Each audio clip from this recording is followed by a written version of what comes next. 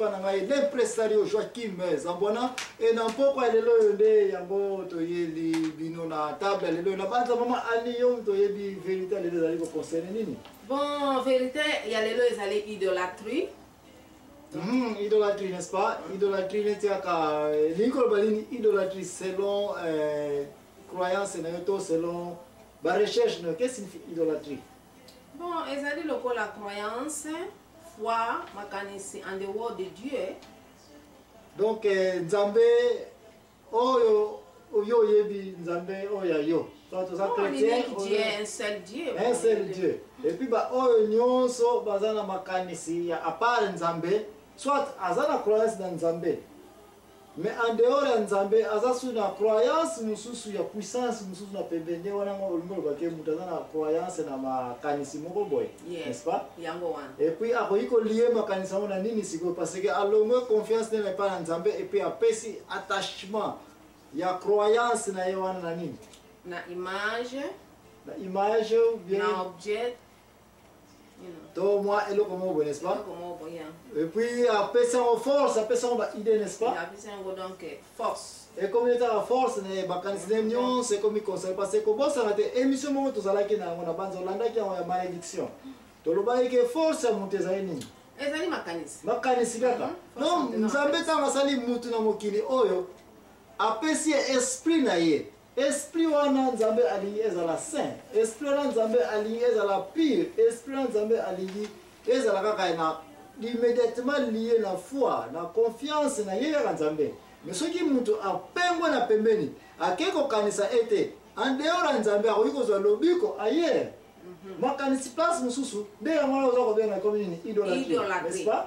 Kwa komi kopesa confiance na eloko mususu à part Nzambe.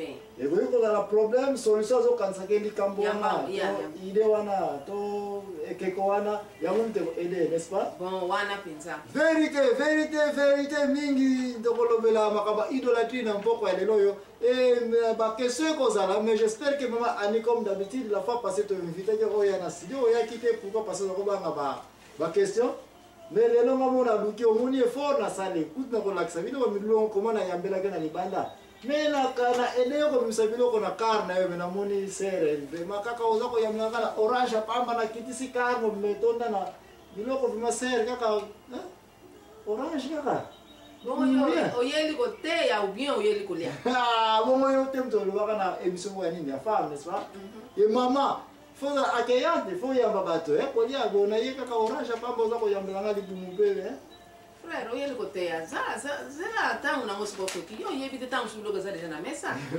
la prophète o balia kana lionte ba ebisi te sikozo kende ka kote ya kolia te ya komi kuna ke kolia bi balé na lio nyona libumu sere ki parade ya na ko dukate lio pe lia yo. Ah mais ça va mais si ko pe yo pe Koligate nyonso émission ezali to bémission okimi to ya kola lokati na ndako a défaut la kopemisa yo na kopemisa ngayo so mona molimo epem vérité bande kola ngaide émission de sonal et bandité to zali kolobela idolâtrie na poko alelo tika ete mutu akende musikate tamu zali koliana no orange na obayamia na orange kokwa na hivi na te kokwa so pe ngaito nani bino basala Nzambe faut apprendre comment koyambaka moyo msusu kona za pasteur te vraiment kokende musikate ndeko to zali kozonga idolâtrie ya mundu zali sujet du jour na table na biso merci mingi ndeko kokende musikate l'impresa wana na mama Ani kati na salon ya reception ya belinga merci ndeko kokende musikate mama Ani l'activiste autiko kima biso awa marke na zako lukaye parce que na yebete aboy to salse interview à Kimi Studio mais problème zali accompagné mama Ani ozaito zako loba susu sujet nini du jour sujet ya idolâtrie yango zako lobela mama Ani auta ko pesa biso définition ya idolâtrie alobi ete zali sorte croyance foi makanisi oyo mutu akoki na en dehors ya Nzambe yango wana question ezali mama Ani qu'est-ce que signifie d'abord Nzambe? Bon, Nzambe ezali Nzambe o ezali invisible donc créateur ya oh merci sir na place na moni o réussir parce que na moni bandi ko bimisa comme mibale ya liboso lobini Donc nzambe invisible na comment invisible balé donc oya créateur créateur nyake demo soki babi nzambe ke sifi nzambe soki le demo ebimite o échoué mais Mario ko yiko pesa so définition nzambe te mais mama ani auti ko récit parce na yoka ki makelele ya mo invisible et puis ya mi balé créature donc nzambe elinga koloba créature moko boye o ezali invisible na miso ya mutu. Et nous avons ceux qui battent bazokozwa makanisi na bango ke soit eloko moko boye eza ko exister wana nzambe na bango donc eza ya solo eza nzambe ya mazali nzambe ya mwana zali komona ete na mokanda ya Biblia tina data lelo yo ba nzambe bazali ebele mais nzambe otokolobela oyo tozali kolobete idolâtrie ezali associé na mutu aza kotia makanisi foi confiance na eloko to la créature oyo ezali komonana te oyo ezali andeo na nzambe ya Israël nde yango wana place totelemi na idolâtrie parce que okoki kocrée église na yo okoki kocrée groupe na yo bokoki kozala mpe na culture na bino bankoko baza kondima mpe na nzambe mpungu me nzambe oyo baza komona ye te me nzambe oyo ezalaki nzambe ya Israël te ero nakoki kobenga idolâtrie te ba église ebele mpe eza lelo ba secte eza ebele ba culte eza ebele lelo oyo mpe baza na banzambe na oyo baza kokanisa ke wana nzambe na bango okoki koswana na mutu te na likambo etali nzambe mutu akoki kozala makanisi na ye na eloko soki abenyango nzambe wana nzambe na ye okoki koswanisa ye te mais kobosana te ke émission oyo ya la vérité vérité utaka na bible e bible oyo tolobelaka bible ya Israël nayebi na te babible mosusu oke ezali me ngai nayebi bible eza kaka moko bible oyo ya Israël oyo nzambe ya Jacob nde nzambe ya Abraham nde place oyo totelemini alors mutu nyonso to nzambe nyonso oyo ekoki koexiste na mabele oyo ezali ete ebimi na nzambe ya Israël na nzambe ya Abraham na nzambe ya Jacob nde yango tozali kolobela ete idolâtrie mutu akondimela ete ake na bamisala ya pembeni mpo apesa confiance na être supérieur na invisibilité na eloko azali komona te nde nzambe wana tozali kolobela ete mutu oyo akobima en dehors ya kopesa ye confiance nde ye wana yango tobengi nini idolâtrie do bandeko na mama ani tozali korepresente bato bazali na minoko bakoki koloba te sikoyo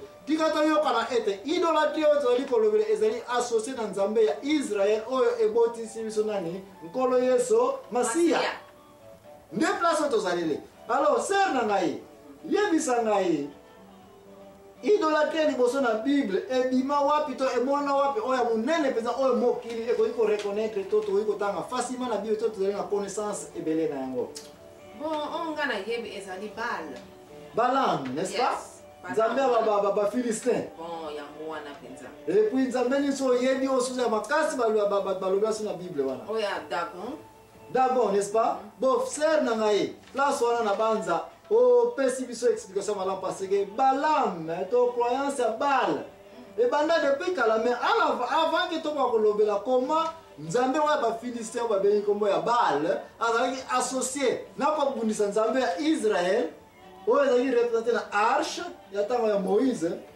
tika nayeba mpe soki okoki kozala na mwa connaissance mpe approfondi ou bien na koede yo soki ezali te pour te comprendre, qu'est-ce que signifie Baal, to Balaam, to nzambe ya bafilistin oyo? Qu'est-ce que signifie Baal d'abord? Ezali maître ou bien kolo ya eloko azo ko représenter ina.